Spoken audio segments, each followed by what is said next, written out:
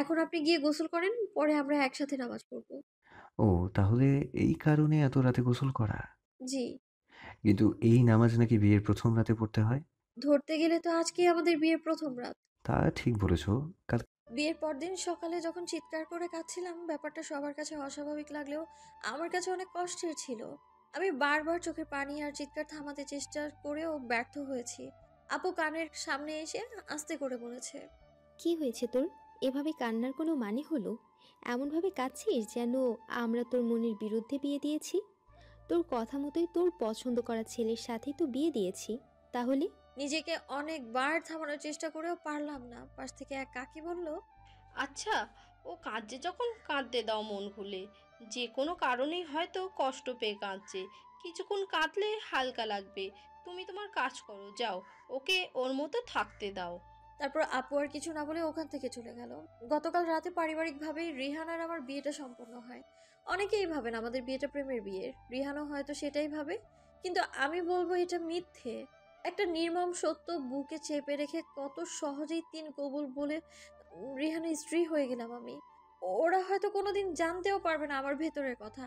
আমি এইভাবে কেন কাঁদছি অনেকের কাছেই অজানা, বিশেষ করে আমার পরিবারের কাছে। বান্ধবীরা কিছুটা জানে, কিন্তু এখন ওরাও ভাবে আমি রিহানকে ভালোবেসে বিয়ে করেছি। আসলে কিছু সত্য একান্তই গোপন থাকে। কাউকে বলার অপশন থাকলেও বলার ইচ্ছেটা হয়তো থাকে না। কিছু কষ্ট হয় এমন যা একান্তই নিজের, একান্তই গোপন। খুব কাছের বান্ধবীরাও হয়তো সেটা বুঝতে পারে না, তাই কাউকে বোঝাতেও চাই না। কবুল বলার সময় যখন শেষবার আরিফের দিকে তাকিয়েছিলাম, তখনও যেন কি বলতে চাইছিল। সবটা বুঝতে না পারলেও যতটুকু বুঝতে পারলাম, আরিফ আমাকে কবুল বলতে নিষেধ করছিল। কিন্তু এখন এইসব বলার মানেটা কি? ওর সাথে তো আমার আগেই সব কথা হয়ে গেছে। নতুন করে এমনটা কেন করছে? কাজী সাহেব বারবার কবুল বলতে অনুরোধ করছেন, কিন্তু ভেবে পাচ্ছিলাম না কি করব। আর ভাবলেই বা কি হবে? বিয়ের এই পর্যায়ে এসে কবুল বলা ছাড়া আর কোনো উপায়ই নেই আমার। আমার চুপ থাকা দেখে পাশ থেকে ভাবি আর বান্ধবীরা ধাক্কাচ্ছে, আর ভাবি বলছে, হয়েছে। আর ন্যাকামি করে কবুল বলতে দেরি করা লাগবে না। সবাই জানে তুমি এই বিয়ের জন্য সম্পূর্ণ প্রস্তুত। তাই তাড়াতাড়ি কবুল বলে কাজী সাহেব আর আমাদের রেহাই দাও। তাছাড়া দুলাভাইয়েরও মনে হয় কষ্ট হচ্ছে। এতদিনের অপেক্ষা আজ শেষ হবে। তোমারও মনের মানুষ কাছে পাওয়ার আনন্দ আজ পরিপূর্ণ হবে। আমি যে লম্বা ঘোমটার নিচে অঝরে কেঁদে যাচ্ছি সেটা কেউ জানে না, কেউ দেখেও না। আর যারা কাছে থেকে দেখছে তারা ভাবছে বিয়ের দিন কনে না কাঁদলে খারাপ দেখায়, তাই আমি কেঁদে কেঁদে এটা বোঝাতে চাইছি বিয়ে হওয়াতে আমার মন খারাপ। আসলে যে আজ আমার মন খারাপ সেটা কি কেউ বুঝবে, নাকি আমার বলা মুখের কথাগুলোই তারা বিশ্বাস করে খুশি থাকবে? জানি না, তবে সত্য এটাই, আমি এই বিয়েতে মন থেকে একদমই রাজি না। শুধু বাধ্য হয়ে আরিফের কথা রাখতে গিয়ে এই বিয়েতে রাজি হওয়া। কাল রাতেই আমার আর রিহানের বাসর রাত গেছে। আমাকে যখন আমার বান্ধবীরা বাসর ঘরে দিয়ে আসলো, দেখলাম ওই ঘরে অনেকেই বসে আছে, সাথে আরিফও। আমি ওকে দেখে যেন জানে জান ফিরে পেলাম। সবাই জানে আরিফ আর আমি খুব ভালো ফ্রেন্ড, কিন্তু কেউ কখনো এটা জানতে পারবে না ও শুধু আমার ফ্রেন্ড নয়, আমার ভালোবাসা। আর ভালোবাসার মানুষের সামনে অন্য একজনের পাশে বসে আছি, যে কিনা আমার স্বামী। ভালোবাসার মানুষের সামনে অন্য একজনের সাথে বাসর ঘরে রাত কাটানো কতটা কষ্টের, এটা একমাত্র ভুক্তভোগীরা ছাড়া কেউ উপলব্ধি করতে পারবে না। কিছুক্ষণ পর যখন ওরা আমাকে আর রিহানকে একা রেখে চলে যাচ্ছিল, আমি আরিফকে জড়িয়ে ধরে কাঁদতে শুরু করলাম। রিহানের ব্যাপারটা রাগও হলো বুঝলাম, কিন্তু আমার কি বা করার ছিল? আমি যে আজ একদম নিঃস্ব হয়ে গেছি। আরিফ আমাকে নিজে থেকে ছাড়িয়ে চলে গেল। রিহান আর আমি পাশাপাশি অনেকক্ষণ চুপ করে বসেছিলাম। রিহান আমাকে জিজ্ঞেস করলো, কি হয়েছে? মন খারাপ? আমি মাথা নাড়িয়ে না বললাম। তাহলে এভাবে কাঁদছো কেন? আমি চুপ করে রইলাম। তুমি তো বিয়ের আগে বলেছিলে আমাকে বিয়ে করতে তোমার কোনো আপত্তি নেই। তাহলে এখন তোমার এত মন খারাপ কেন? তুমি কি আমার কাছে কিছু লুকাচ্ছ? আমি চুপ। দেখো ফারিয়া, তোমার এই চুপ থাকাকে কি আমি হ্যাঁ ধরে নেব? প্লিজ আমায় একটু সময় দিবেন। আমি সবকিছু নিয়ে একটু ডিপ্রেশনে আছি। একটু সময় পেলে সব গুছিয়ে নিব।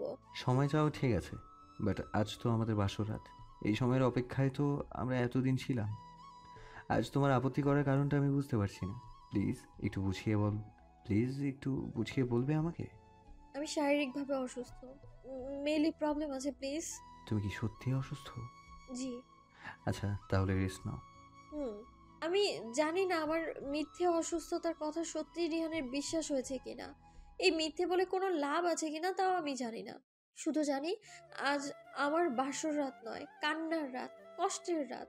রিহান আমার পাশেই, দুজন দুই দিকে মুখ করে শুয়ে আছি। কত স্বপ্ন ছিল এই রাত নিয়ে। প্রিয় মানুষের সাথে প্রিয় স্মৃতি তৈরি করার কত ইচ্ছে ছিল। ভেবেছিলাম প্রিয় মানুষের সাথে এই রাতকে এমন প্রিয় করে তুলবো যেন আজীবন মনে গেঁথে থাকে সব স্মৃতিগুলো।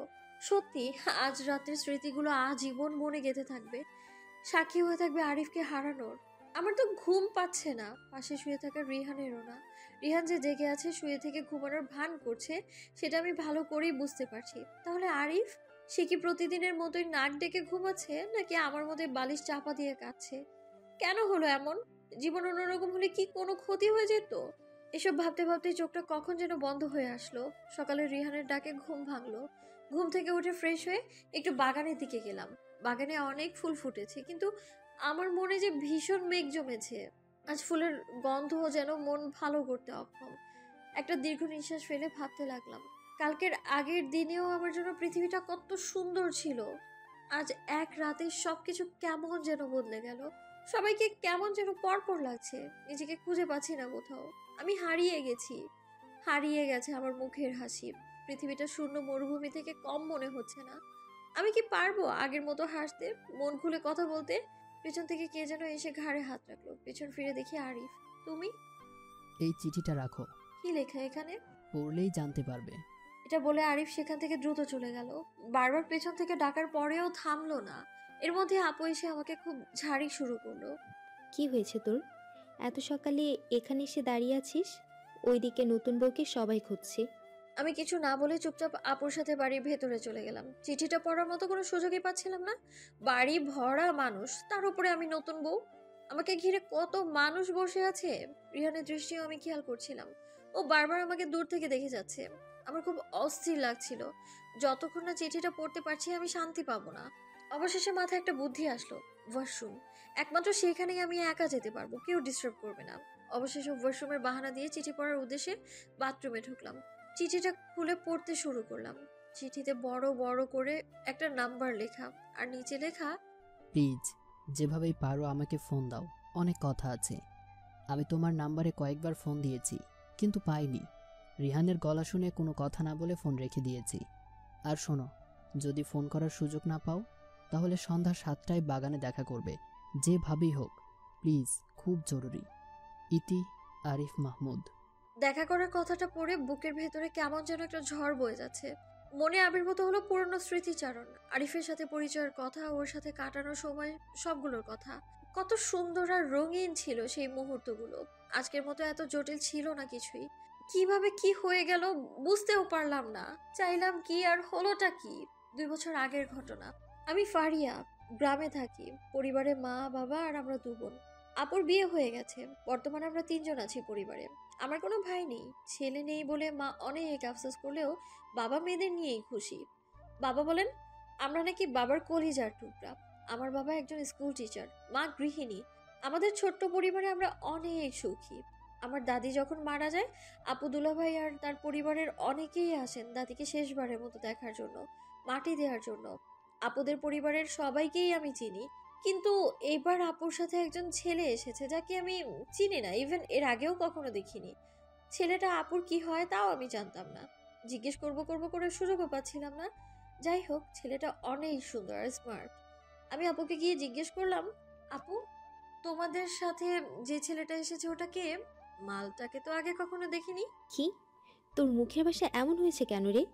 মাল মানে কি? কথাবার্তার কি ছিরি দেখছো? লেখাপড়া করছিস এইসব শেখার জন্য? ছি! সরি আপু, মুখ ফসকে বের হয়ে গেছে।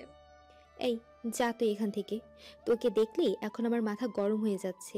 আচ্ছা যাচ্ছি, কিন্তু আপু আবার কি হয়েছে? ওই ছেলেটাকে বলে না তো। এই, তুই এখান থেকে যাবি নাকি লাথি মাইরা বাইর করবো তোকে? আমি আর এক মুহূর্ত দেরি না করে দৌড়ে পালালাম ওখান থেকে। কারণ আমার বোন যেই চিজ, লাথি দিতে তার কোনো শনি মঙ্গলবারের দরকার পড়ে না, যখন খুশি মেরে দেয়। আমার কোমরে যে কত লাথি খেয়েছি আপুর বিয়ের আগে তার কোনো হিসেব নেই। তবে এখন আগের মতো লাথি দেয় না, শুধু মুখেই বলে। তাও বিশ্বাস করা যায় না কখন আবার মেরে দেয়। কিছুক্ষণ পর আমার কয়েকজন বান্ধবী আসলো আমাকে দেখতে। আমি কয়েকদিন ধরে স্কুলে যাই না বলে তারা নাকি তাদের পড়ান আমার জন্য খা খা করছে। আসলে এই সবই নাটক। একটা ছেলের সাথে বান্ধবী মিলার সম্পর্ক। ওই ছেলের বাড়ি আমাদের বাড়ির পথেই। ওনাকে দেখার জন্যই আসে আমার নাম করে। বাড়ি থেকে কিছু একটা বলে তো বের হতেই হবে, তাই না?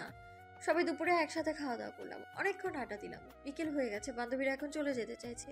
তাই আমি ওদেরকে এগিয়ে দেওয়ার জন্য যেই না বাড়ি থেকে বের হলাম, অমনি আপুর সাথে আসা ছেলেটা একদম আমার মুখোমুখি থমকে দাঁড়ালো। আমি বামে যাই তো সেও বামে, আমি ডানে গেলে সেও ডানে।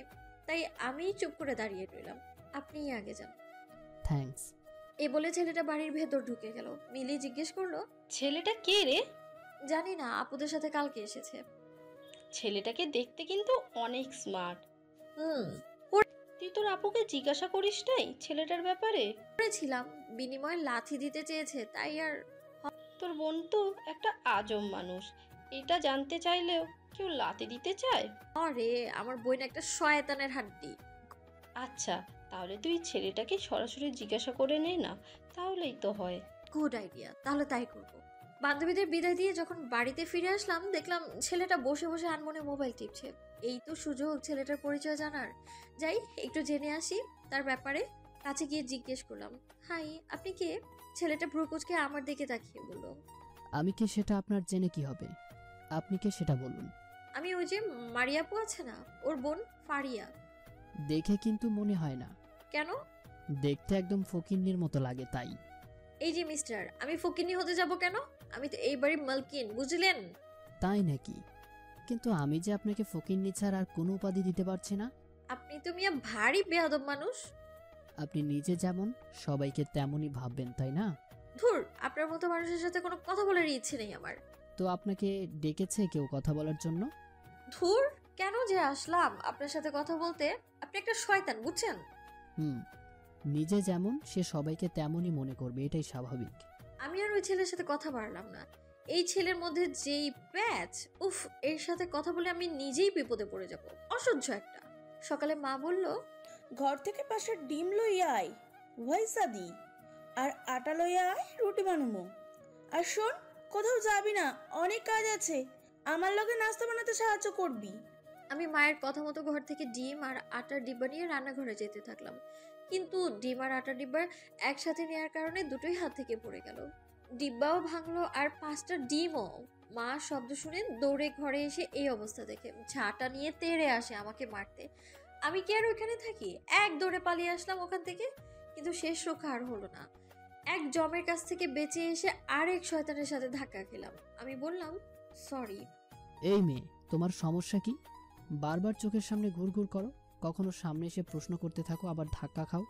সুন্দর ছেলেদের দেখলে মনে লাড্ডু ফুটে নাকি? এই যে মিস্টার, আপনি কাকে কি বলছেন? হ্যাঁ, নিজেকে খুব সুন্দর ভাবেন, তাই না? ভাবতে যাব কেন?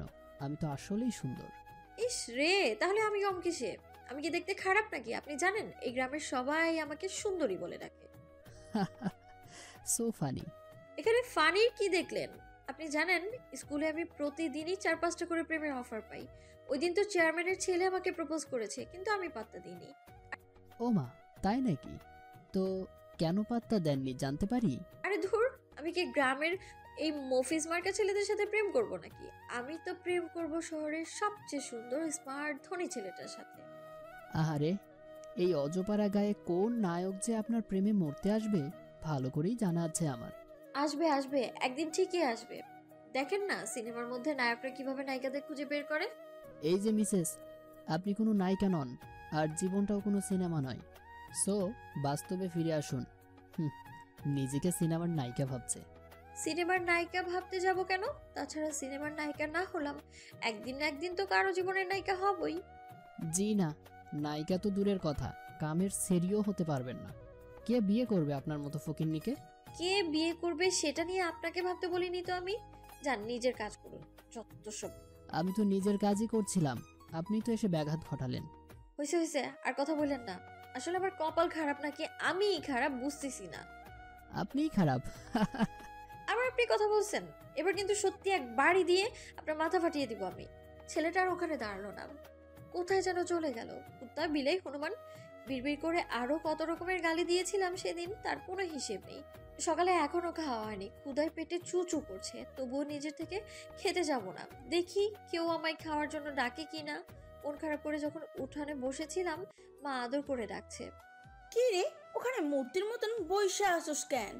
খাইতে আয়। না খামো না, তোমার দৌড়ানি খাইয়া পেট ভরে গেছে আমার। বাবা বলল, কেন মারিয়ার মা, তুমি ওরে দৌড়ানে দিচ্ছ কেন? দৌড়ানি দিব না তো কি করুম? 5টা ডিম ভাঙা ফালছিস, আটার ডিব্বা সুধা সব আটা নষ্ট করছো। আবার নতুন কইরা দোকান থেকে সব আইনা পরে নাস্তা বানাইছি, তাই তো আসা আজকা নাস্তা এত দেরি। আটা কি আমি ইচ্ছে করে ফালাইছি নাকি? ইচ্ছা কইরা ফালছোস নাই বুঝলাম, কিন্তু একটু দেখা হই না কাম করবি তো। দিন দিন তো বড় হইতাছো, বিয়া দিয়ন লাগবো। শ্বশুর বাড়ি যাইয়া যদি এমন উল্টা পাল্টা কাম করস তাহলে তো মায়ের দোষ হইব। মাইনসে কইব মাইয়ারে কিছু শিখাই নাই। আইসা এখন এইসব বাদ দিয়া খাইতে আয়। আসলে আমরা যখন নিজেরা নিজেরা কথা বলি একদম নিজেদের গ্রাম্য ভাষায় কথা বলি, কিন্তু অন্যদের সাথে শুদ্ধ ভাষাতেই কথা বলি। যাই হোক, মায়ের আদরের ডাক শুনে না খেতে যেতে পারলাম না। আর সবচেয়ে বড় কথা, পেট আর মানছে না। সব রাগ ভুলে খেতে গেলাম, শুধু মা বাদে সবাই একসাথে খেতে বসলাম। ওই শয়তান ছেলেটাও আছে এখানে। আমি হাত ধুয়ে যেই খেতে বসলাম অমনি ওই ছেলেটা বলতে লাগলো, আন্টি, আপনি না বলেছিলেন ফারিয়াকে আজ খেতে দিবেন না, তাহলে এখন খেতে দিচ্ছেন যে? ওকে আজকে না খাইয়ে শাস্তি দেওয়ার দরকার ছিল। এই কথাটা শুনে পায়ের রক্ত মাথায় উঠে গেল। এমনিই পেটে ক্ষুধা থাকলে আমার মেজাজটা খিটখিটে হয়ে যায়, তার উপর এই বেয়াদব ছেলেটার এরকম কথা একদমই হজম হলো না।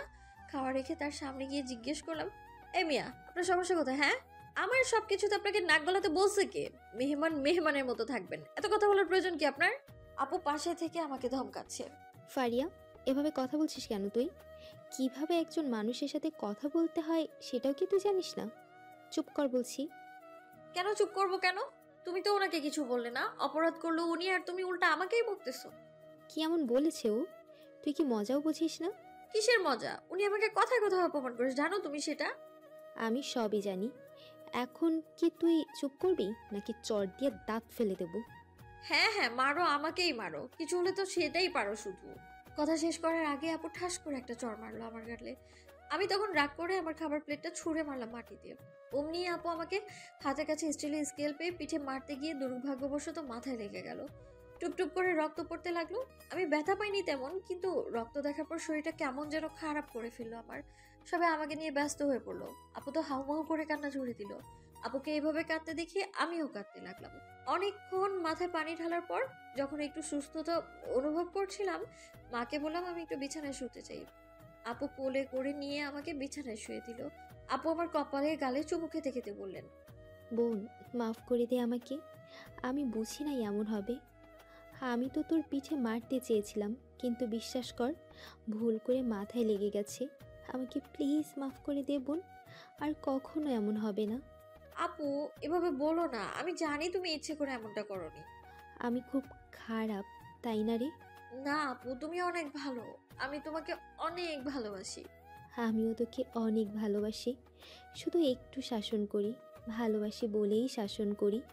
সামনে তোর এসএসসি পরীক্ষা, কিন্তু এমন সব কাণ্ড করি যেন তুই ছোট্ট বাচ্চা। সরি আপু, আর করব না। আমার লক্ষ্মী বোন, আমার জান, তোকে শাসন করি বলে ভাবিস না ভালোবাসি না। তোকে আমি অনেক অনেক ভালোবাসি। আমিও আপু। আমাদের দুই বোনের কান্নায় পরিবেশটা কেমন যেন ভারী হয়ে উঠেছিল তখন। রাতে আপু আমার মাথায় হাত বুলিয়ে দিতে দিতে বলল, বোন, একটা কথা রাখবি? কি কথা বলো? তুই আরিফকে গিয়ে সরি বলবি। আরিফকে? আরিফকে তুই এখনো জানিস না বুঝি? মজা করিস? আপু সত্যি বলছি, আরিফকে আমি চিনি না। আমার সাথে যে ছেলেটা এসেছে ওর নাম আরিফ। ও, কিন্তু আপু আমি ওনাকে সরি কেন বলতে যাব? এটা আমি পারবো না, উনি খুব বেয়াদব একটা ছেলে। এভাবে বলে না বোন, তুই জানিস ওর কত কষ্ট। কিসের কষ্ট? আর উনি তোমাদের কে হয়? আমার বড় ভাসুর আছে না, ওনার ছেলে। তবে আসল ছেলে না। শুনেছি আরিফকে নাকি রাস্তার ধারে কে ফেলে রেখে গিয়েছিল। তারপর আমার ভাসুর 2 জন সন্তান থাকার পরও আরিফের লালন পালনের দায়িত্ব নেয়। আরিফ কি এ ব্যাপারে জানে? জানি। যদিও বাসার কেউ কখনো বলেনি, বাইরের মানুষের কাছ থেকে শুনেছে। বাইরের মানুষের কি দরকার ছিল ওনাকে এই বিষয়ে বলার? সেইটা যারা বলেছে তারাই ভালো বলতে পারবে। বুঝলাম, কিন্তু আরিফকে কি তোমাদের বাসার কেউ অবহেলা করে? না রে, সবাই ওর প্রতি আরও বেশি যত্নশীল।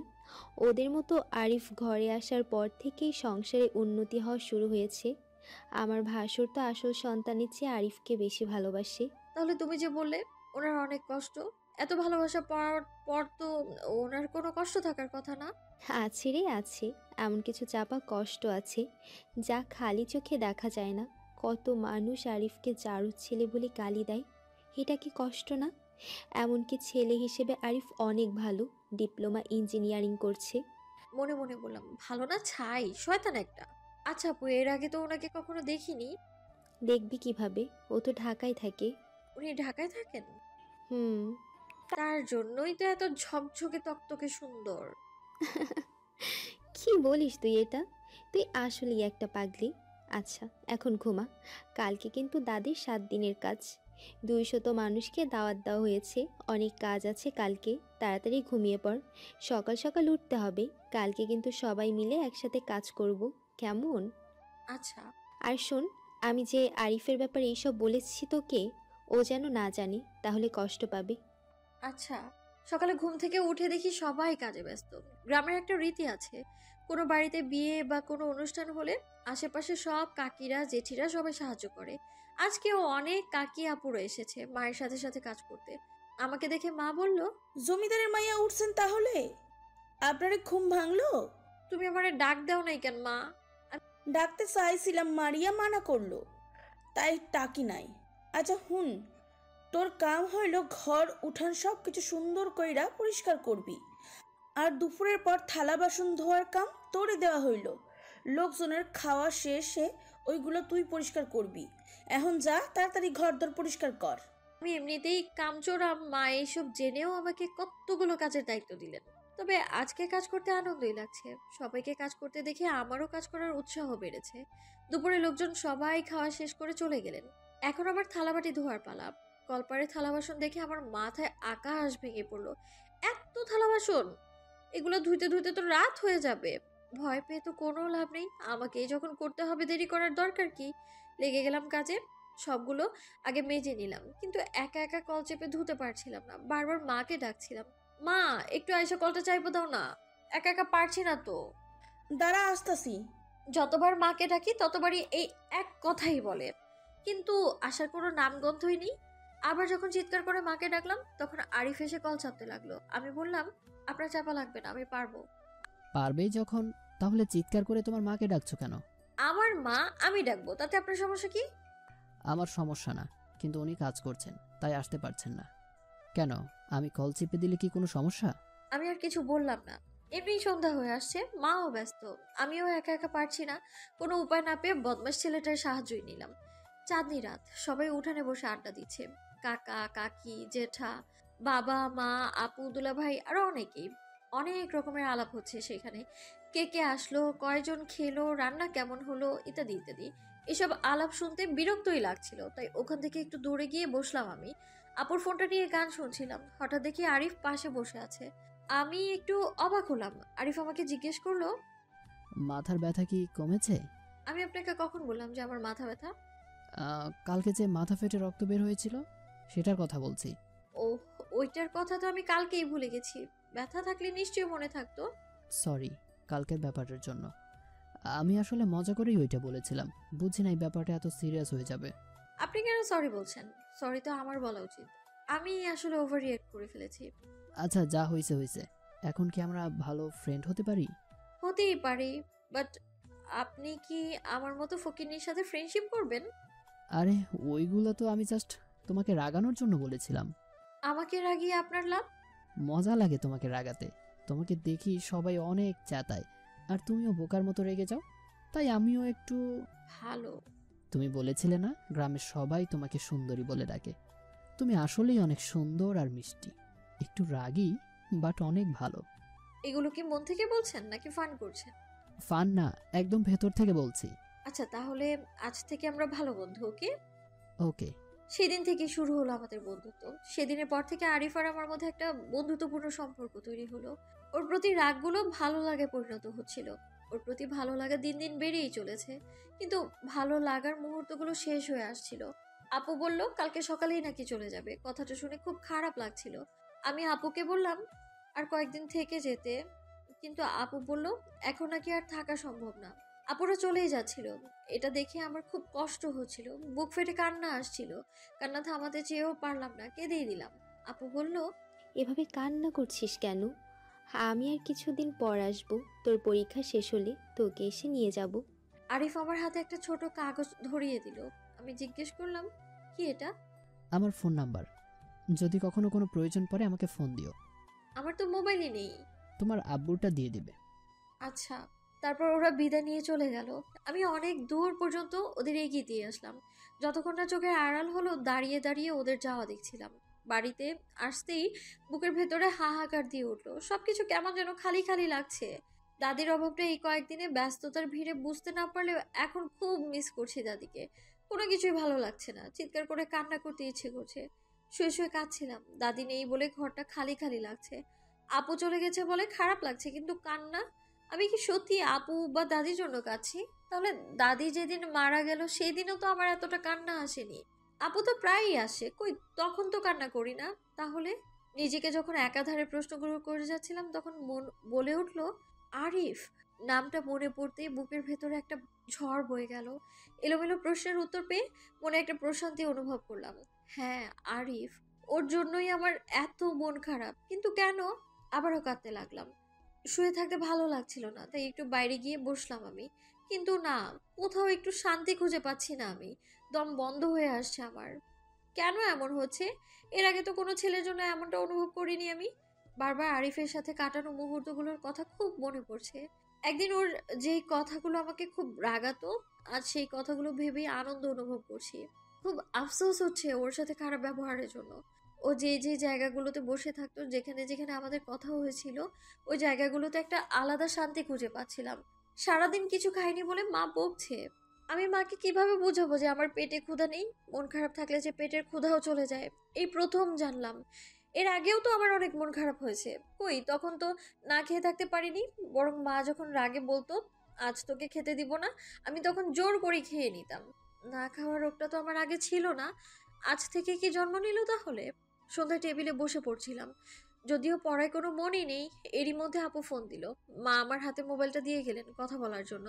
আমি ফোনটা কানে ধরতেই আপু বলল, কি রে, কি খবর তোর? সারাদিন নাকি কিছু খাসনি? আমি কথা বলতে পারছিলাম না। কথা বলতে গেলেই গলা ভারী হয়ে আসছিল। কি করছিস এখন শুনি? কাঁদো কাঁদো গলায় বললাম, পড়ছি। বাহ, আমার বোন আজ এতই ভদ্র হয়ে গেছে যে খাওয়া পানি বাদ দিয়ে লেখাপড়া শুরু করে দিয়েছে। শোন, আগে খেয়ে নে, পরে পড়তে বসবি। মন খারাপ করিস না, আমি কিছুদিন পরে আবার আসবো, বলেছি তো। আচ্ছা শোন, আরিফ নাকি তোর সাথে কথা বলবে। ওর নাকি আমাদের বাড়িতে অনেক ভালো লেগেছে, সময় পেলে নাকি আবার যাবে। বাবা মা আর তোর কথা অনেক সুনাম করলো। আর শোন, কথা শেষ হলে আগে খেয়ে নিবি, কেমন? আমি কিন্তু রাতে আবার ফোন দেব। নে, এখন আরিফের সাথে কথা বল। আপু আরিফের কাছে ফোনটা দিল। আরিফ ফোন ধরে বলল, হ্যালো। হুম। সারাদিন কিছু খাওনি কেন? আমি কথা বলতে পারছিলাম না, হেঁচকি তুলে কান্না শুরু করলাম। এভাবে কাঁদছো কেন পাগলি? আমি চুপ, চোখের পানি অঝরেই ঝরে যাচ্ছিল। এভাবে কেঁদো না প্লিজ, আমার কিন্তু কষ্ট হচ্ছে, আমারও কান্না আসছে। আমি চুপ। আচ্ছা তুমি কাঁদতে থাকো, আমি ফোন রাখছি। না। তো কি করব? তুমি তো কোনো কথা না বলে শুধু কেঁদেই যাচ্ছ। তুমি কি ভাবছো তোমার একাই কষ্ট হচ্ছে, আমার হচ্ছে না? আমারও কষ্ট হচ্ছে, তফাৎ শুধু তুমি কাঁদতে পারো আর আমি কাঁদতে পারি না। আমার অনেক কষ্টেও কান্না আসে না। পুরুষরা মেয়েদের মতো কষ্ট পেলেই কাঁদতে পারে না, বুঝেছো? কি আই মিস ইউ। সেম। আচ্ছা শোনো, কালকে আমি ঢাকা চলে যাব, তুমি সুযোগ বুঝে আমাকে ফোন দিও। শুক্রবার সারাদিন ফ্রি থাকি, যখন খুশি ফোন দিতে পারো। এখন রাখছি, পরে কথা হবে। আচ্ছা। শোনো, অনেক তো কাঁদলে, এখন একটু হাসো তো দেখি। আমি হাসলে কি আপনি দেখতে পাবেন? দেখতে না পারলাম, অনুভব তো করতে পারবো।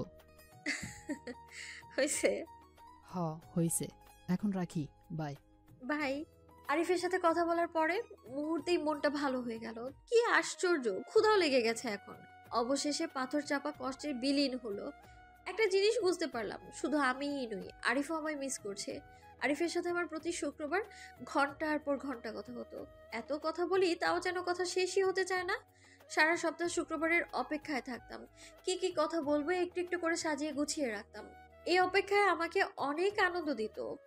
ওর সাথে যখন কথা বলতাম নিজেকে পৃথিবীর সবচেয়ে সুখী মনে হতো। ওর কথা বলা, ওর চলাফেরা সবকিছুই আমার ভালো লাগতো। আপনি ডাকটা আস্তে আস্তে তুমিতে পরিণত হলো। ওর সাথে যখন কথা বলতাম সে এক আলাদা অনুভূতি, যে এই অনুভূতিগুলো লিখে বা বলে প্রকাশ করা যাবে না। এক অন্যরকম চাওয়া, অন্যরকম অনুভূতি, অনেক কিছু পাওয়ার অনুভূতি, প্রথম প্রেমের অনুভূতি। আমি ধীরে ধীরে বুঝতে পারলাম আমি আরিফের প্রেমে পড়ে গেছি, কিন্তু আরিফকে কেন জানি বলতে পারছিলাম না। একটা ভয়, যদিও রিজেক্ট করে আর আমাদের সম্পর্ক তো মিলে না, যদিও বিয়ে যায় যাচ্ছে, কিন্তু আমাদের পরিবার কখনোই সেটা মেনে নিবে না। দেখতে দেখতে আমি এসএসসি দিলাম, এইচএসসি শেষ করলাম। রেজাল্ট ভালো হওয়ায় বাবা আমাকে একটা টাচ স্ক্রিন ফোন কিনে দিল। বাবা এখন বলছে আমাকে বিয়ে দিয়ে দিবে। বিয়ের পর যদি স্বামী পড়াশোনা করতে দেয় করবো, আর না হলে নাই।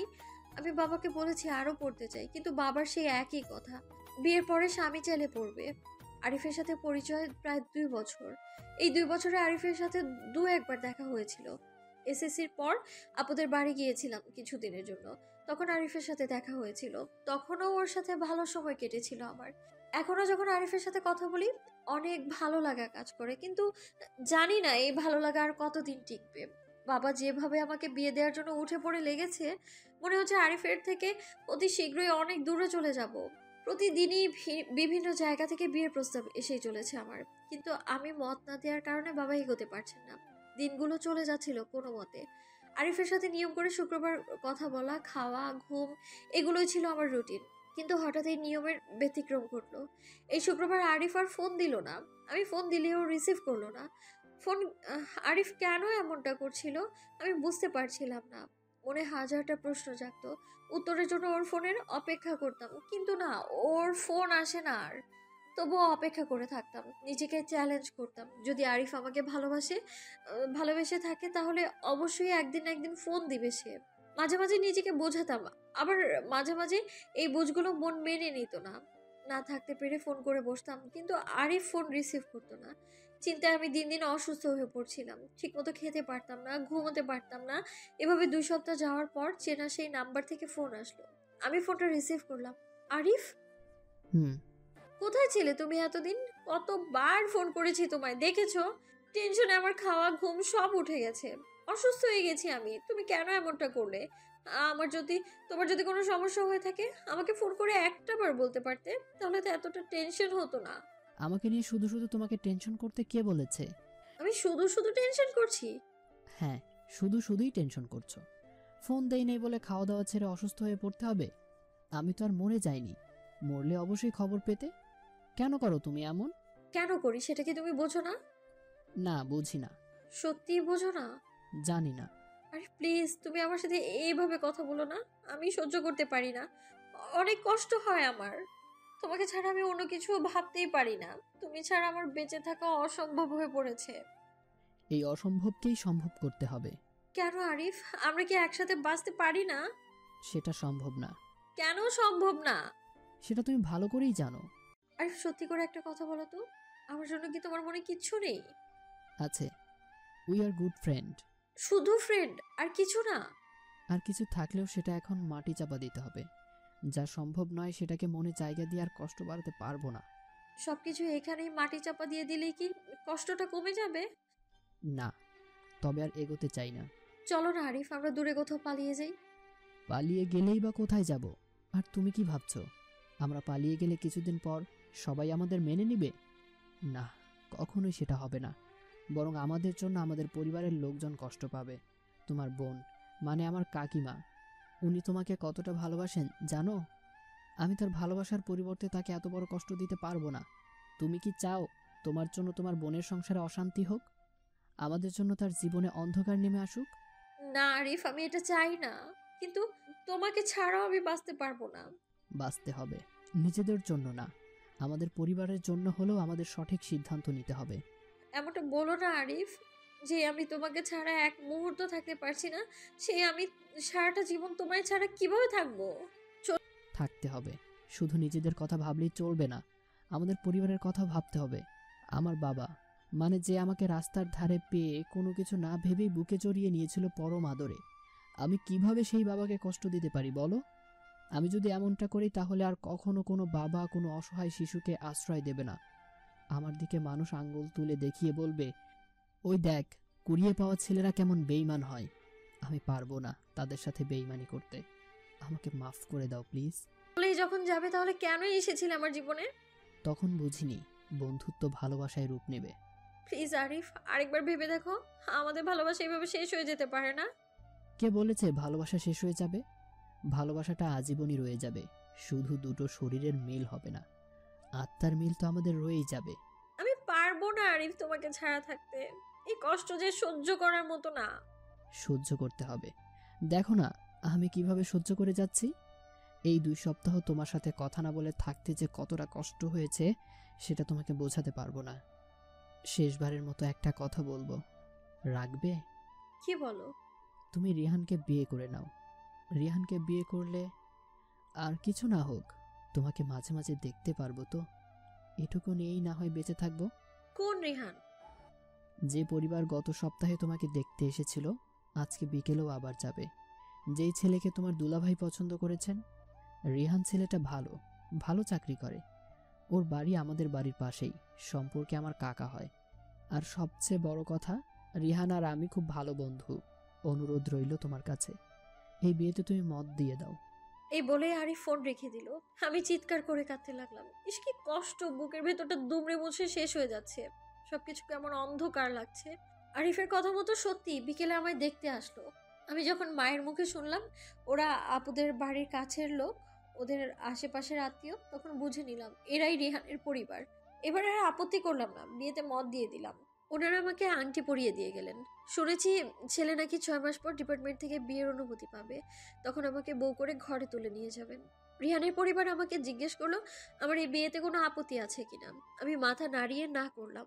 আপত্তি থাকলেই কি, আমি তাদের সেটা বলতে যাব নাকি? আরিফ যখন চেয়েছে আমি বিয়েটা করি তাহলে সেটাই হোক। আর আমিও ভেবে দেখলাম একেবারে দূরে যাওয়ার চেয়ে যদি আরিফের কাছাকাছি থাকতে পারি তাহলে তো কখনো না কখনো আরিফকে দেখতে পারবো।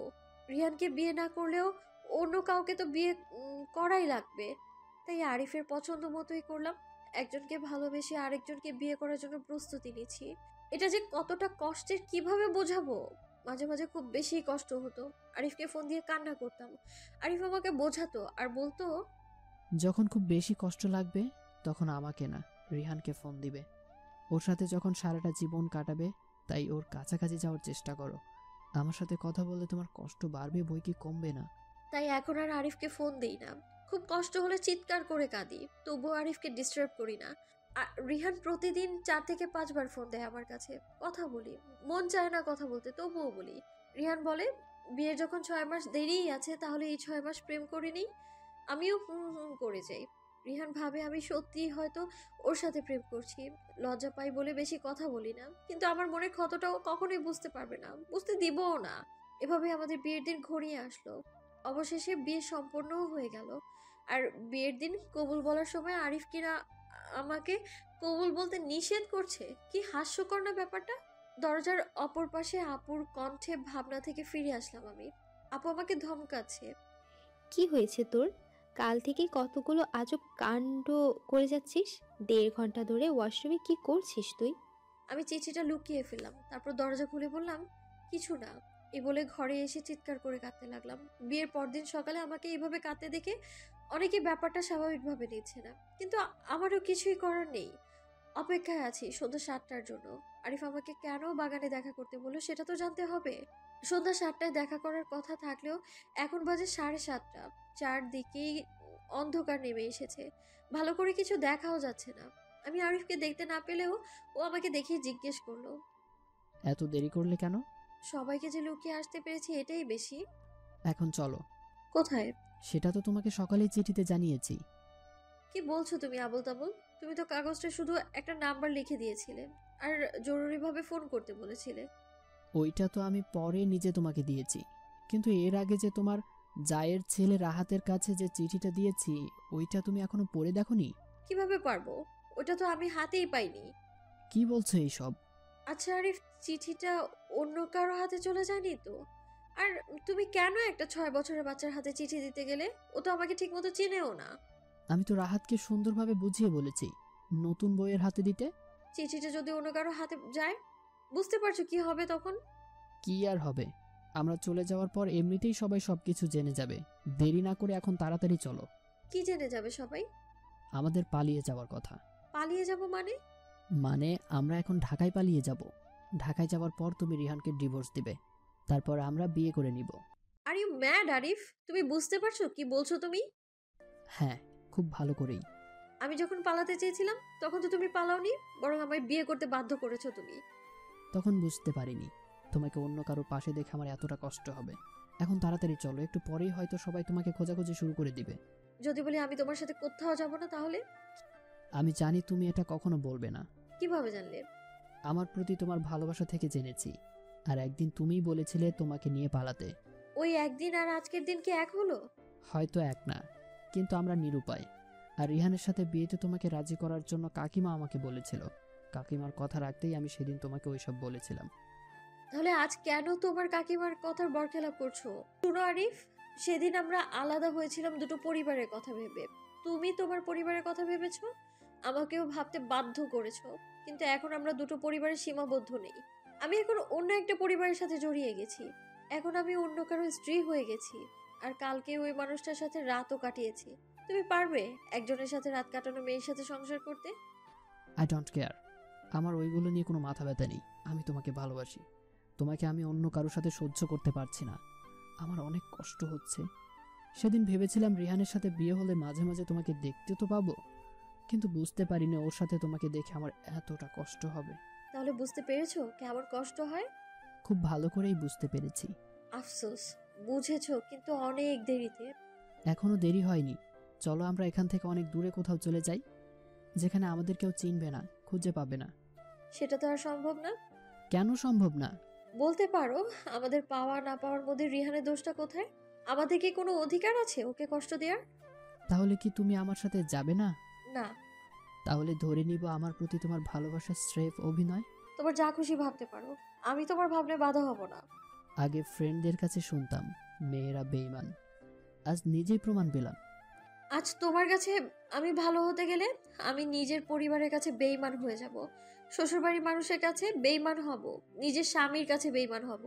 এতগুলো মানুষের কাছে বেইমান হওয়ার চেয়ে তোমার কাছেই না হয় বেইমান হয়ে থাকলাম।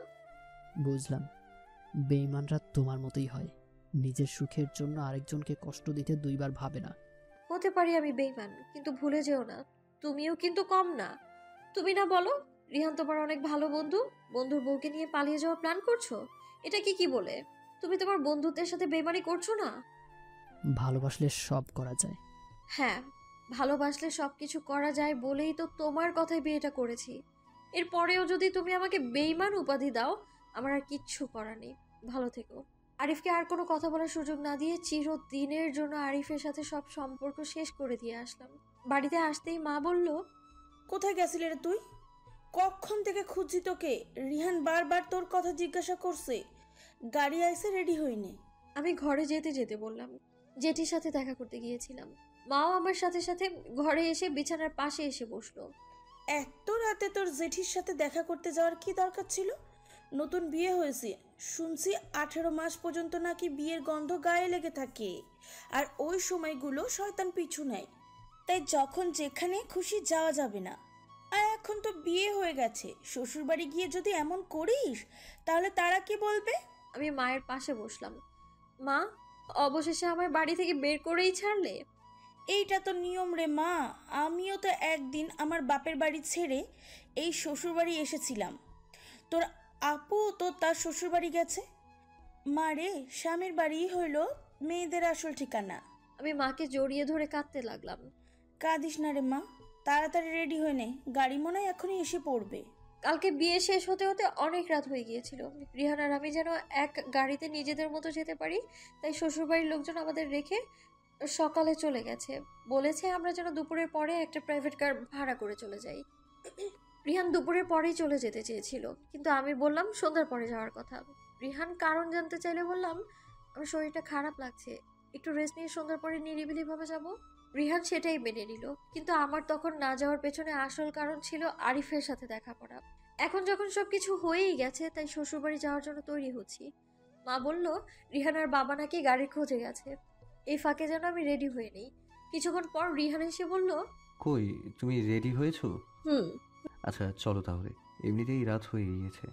হুম বাবা, জ্যাঠা, জেঠি, কাকা, কাকিরা সবাই আমায় বিদায় জানিয়ে গাড়িতে তুলে দিলেও মাকে দেখতে পাচ্ছি না।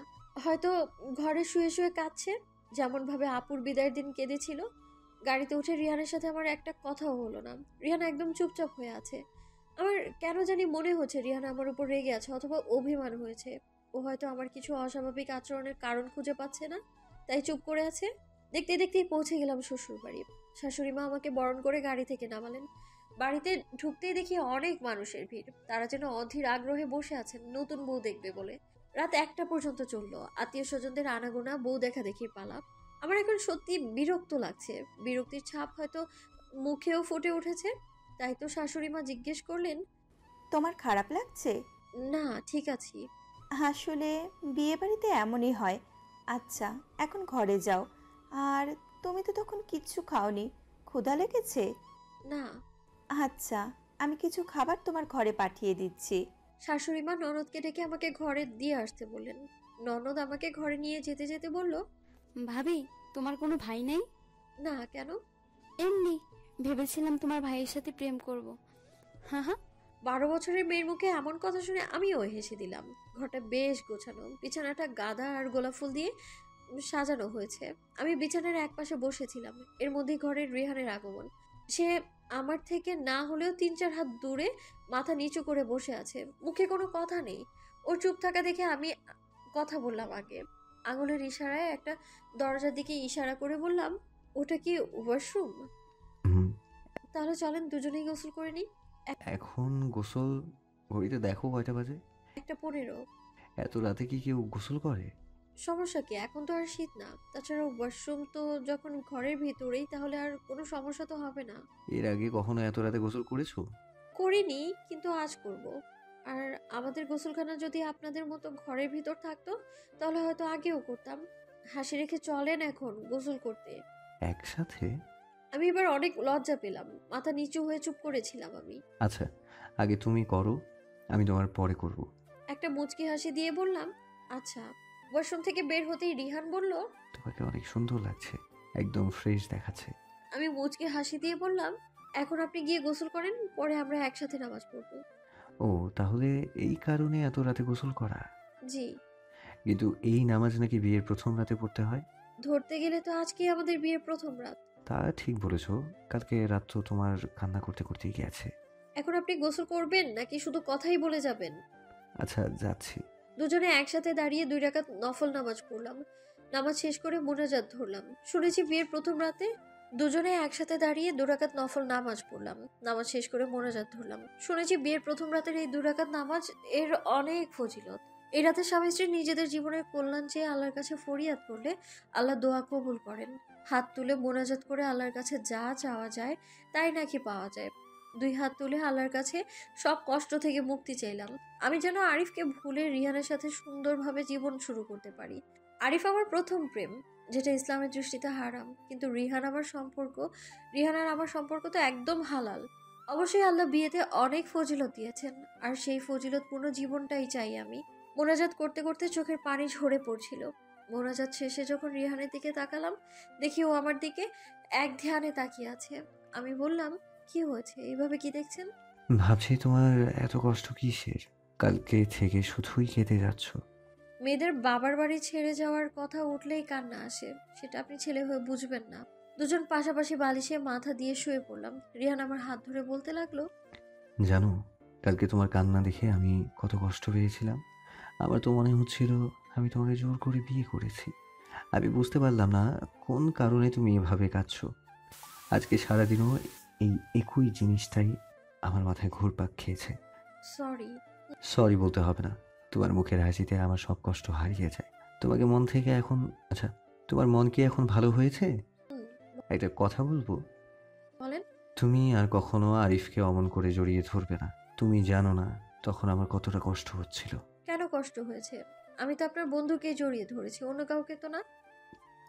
থাক বন্ধু, তাই বলে আমার স্ত্রী তাকে জড়িয়ে ধরবে এটা আমি সহ্য করতে পারবো না। আমি তো তখন ভয় পেয়ে গেছিলাম, মনে হচ্ছিল তুমি আরিফকে ভালোবাসো, কিন্তু পরে আবার তওবা করলাম আমার এমন উল্টাপাল্টা ভাবার জন্য। হ্যাঁ, আচ্ছা, আমাদের কাছে কি আরিফকে ছাড়া আর কোনো টপিক নেই কথা বলার? না মানে অনেকক্ষণ ধরে এই একটা বিষয় নিয়ে কথা বলে যাচ্ছি। আছে তো। এই বলে রিহান আমাকে তার বুকের মধ্যে জড়িয়ে নিলেন, কপালে চুমু খেয়ে বলল, আমি তোমাকে অনেক ভালোবাসি। আমিও। রিহান আমাকে আরো কাছে টেনে নিল। আমিও তাকে বাধা দিইনি, মনের কষ্টটা মনেই থাক, ফেলে আসা সময়ের কষ্টগুলো না হয় রিহানের অজানাই থাক।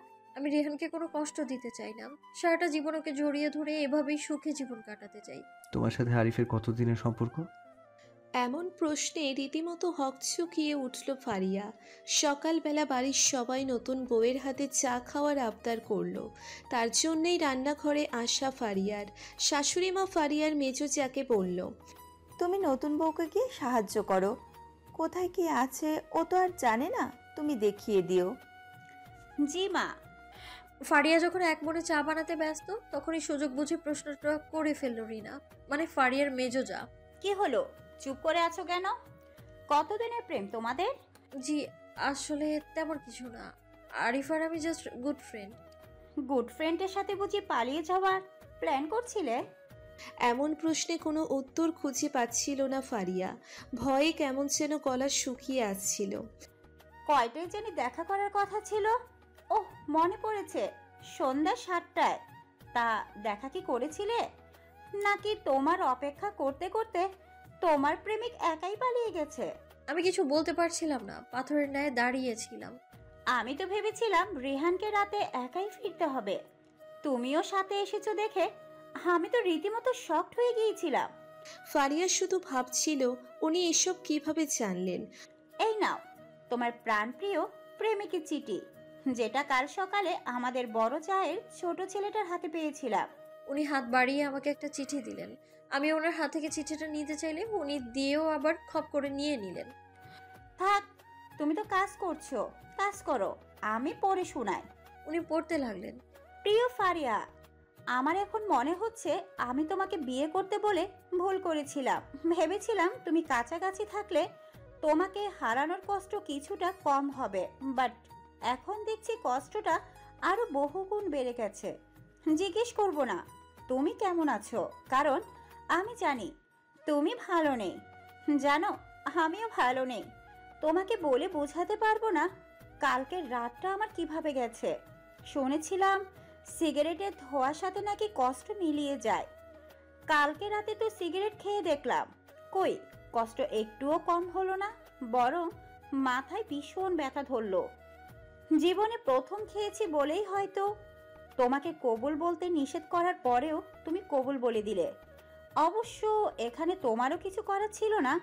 জানো, তোমার বিয়ের মিষ্টিটা আমি পিঁপড়েদের মাঝে একটু একটু করে বিলিয়ে দিয়েছি, কারণ ওটা আমার কাছে মিষ্টি নয়, বিষ মনে হচ্ছিল। আসলে আমরা যতক্ষণ পরিস্থিতির ওপর দিয়ে না যাই ততক্ষণ বুঝতে পারি না আমরা ওই পরিস্থিতির উপযুক্ত কিনা। আমিও তেমনই আগে বুঝতে পারিনি যে এতটা ভেঙে পড়ব। যাই হোক, ভুল তো মানুষেরই হয়, আমাদেরও হয়েছে, বিশেষ করে আমার ভুল হয়েছে, যার মাসুল তোমাকেও দিতে হচ্ছে। এখন আমি সেই ভুলটা শুধরাতে চাই। আজকে রাতে আমরা ঢাকায় পালিয়ে যাব, পরে বিয়ে করে নেব। আমি আমাদের বন্ধুদের বলে সবকিছু ম্যানেজ করে রেখেছি, বাসের টিকিটও কাটা হয়ে গেছে। হয়তো তুমি যেদিন সব ছেড়ে পালিয়ে যেতে চেয়েছিলে সেদিন পালিয়ে গেলেই ভালো হতো, আপাতত এত কষ্টের মধ্যে দিয়ে যেতে হতো না আমাদের। যাই হোক, সন্ধ্যা 7টায় দেখা করবে, তারপর আমরা আর একটু ভালোভাবে আলোচনা করে রাতে রওনা হব ঢাকার উদ্দেশ্যে। ঢাকায় এক বন্ধুর বাসায় উঠব, তারপর ওইখানে আমাদের পরবর্তী প্ল্যান হবে। খুব সাবধানে করতে হবে সবকিছু। ইতি আরিফ মাহমুদ। চিঠিটা পড়াও শেষ, শাশুড়িও রান্নাঘরে এসে হাজির। কি গো নতুন বউ, চা এখনো হয়নি? তোমার শ্বশুর চায়ের অপেক্ষায় বসে আছে। জি হয়েছে। আচ্ছা, তাহলে নিয়ে এসো।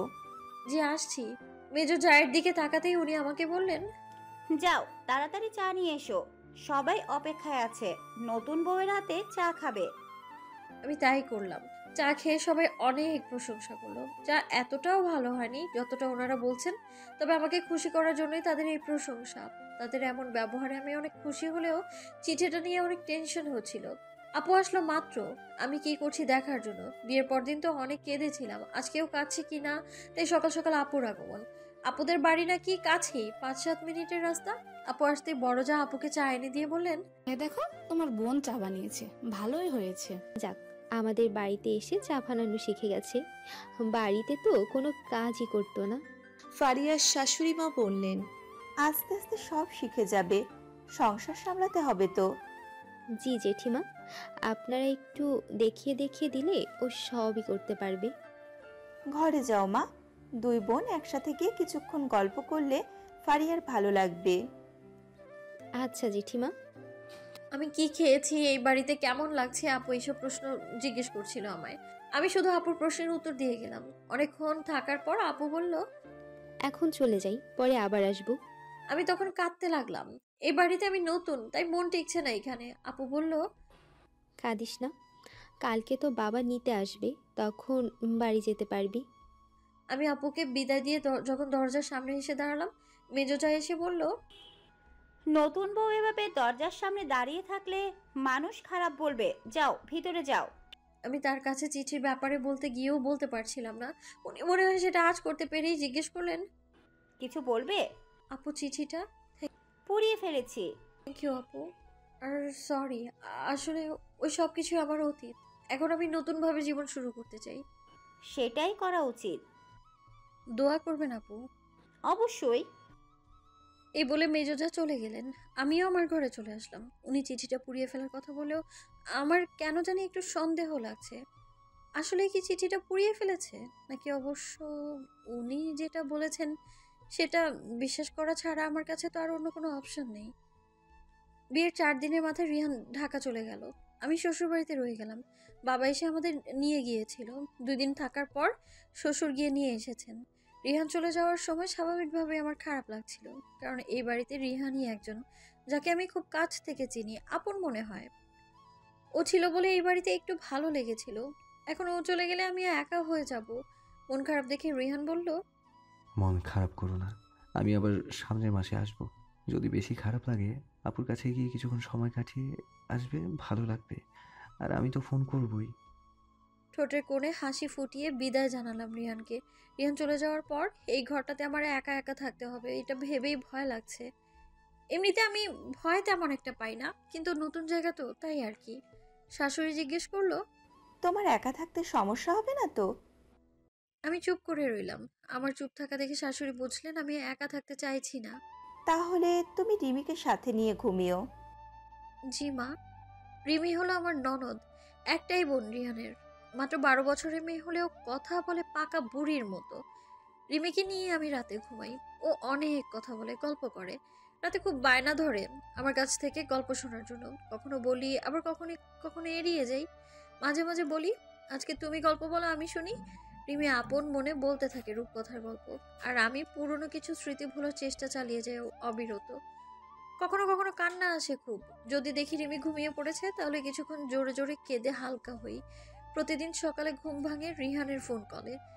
সকাল শুরু হয় ওর সাথে ফোন আলাপে। এভাবেই দিনগুলো কেটে যাচ্ছিল। একদিন সকালে ঘুম থেকে উঠে যখন রান্নাঘরে ঢুকছিলাম, রিমিকে বলতে শুনলাম,